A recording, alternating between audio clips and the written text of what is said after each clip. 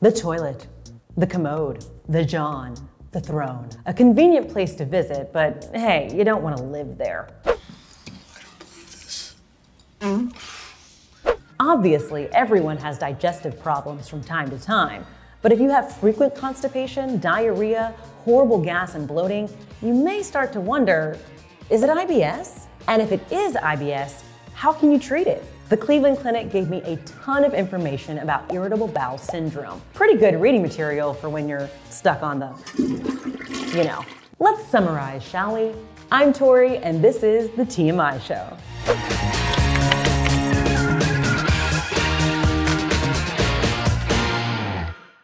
So what is IBS? Irritable bowel syndrome is actually a group of symptoms that affect your digestive system. It's also the most common disease gastroenterologists diagnose. It's estimated that about 10 to 15% of American adults have IBS. It's basically a problem with how your gut and brain work together. There are nerves, neurons, and neurotransmitters that run from your brain throughout your body. Yes, even along your digestive tract, from your esophagus, through your stomach and intestines, to your anus. When you're under stress or in some kind of danger, your brain sends signals that trigger a fight or flight response, flooding your system with hormones and neurotransmitters.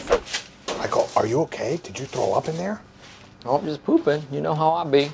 When word reaches your gut that some bad stuff's about to go down, your digestive system can get, as they say in medical parlance, all screwed up, especially when you have IBS. People with IBS have extremely sensitive digestive tracts. Even the slightest hint of stress, or none at all, can set them off.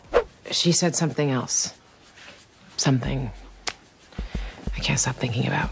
Oh, I'm so sorry. Did she give you details about her bowel movements? Look, it's a whole thing. You can have ibs-c, which is IBS with constipation, where your poop is hard and lumpy. IBS-d is IBS with diarrhea, with its signature loose and watery poop. And IBS-m means you have both hard and lumpy bowel movements and loose and watery movements on the same day. Lucky you. Everyone has the occasional bout with the runs or an uncomfortable stretch of several days without a good BM. So how do you know if it's IBS? The Cleveland Clinic peeps say to see your doc to find out what's going on if you have pooping problems more than 3 times a month for more than 3 months in a row. And if they're less frequent but still mess with your life, go see a doctor too. I promise they won't be mad. Okay, $50 to any patient who is willing to leave here right now. Depending on your symptoms, you may need other tests to confirm a diagnosis. Blood tests, stool samples, and x-rays can help rule out other conditions that mimic IBS. Sorry to say this, but as of now, there's no known cause for IBS. You can't prevent or avoid it.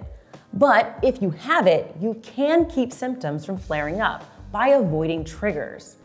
Chris, I'm dying. I was dying earlier today, and then I died. Now I'm dead. One popular solution, first researched in Australia, thanks Aussies, is a low FODMAP diet.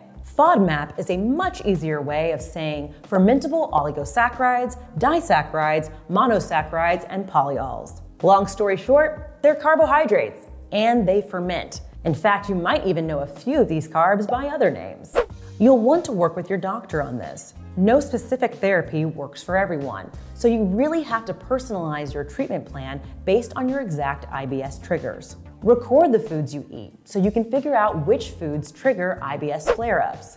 The idea behind the low FODMAP diet is to only limit the problematic foods, not an entire group of foods. So you could have trouble with yogurt, for instance, but be perfectly fine with triple cream brie. Score.